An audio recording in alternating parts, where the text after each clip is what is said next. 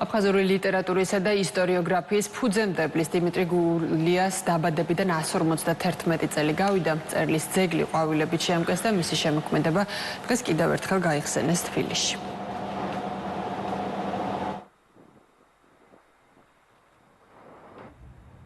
სამაგალითო იყო მისი მოღვაწეობა, რამე თუ ყველამ ვიცით, რომ იგი ეთნიკურად აფხაზი იყო და ძალიან კარგად იცოდა თუ რა მნიშვნელობა ეკისრებოდა ქართულ-აფხაზურ ურთიერთობას. მე დარწმუნებული ვარ, რომ ძალიან მალე ჩვენს აფხაზ და-ძმებთან ერთად ერთიან საქართველოში ვიცხოვრებთ და ჩვენი ეს ურთიერთობა იქნება სამაგალითო, რამე თუ დიმიტრი გულიასნაირი ხალხი არის ფუძემდებელი ამ ურთიერთობის.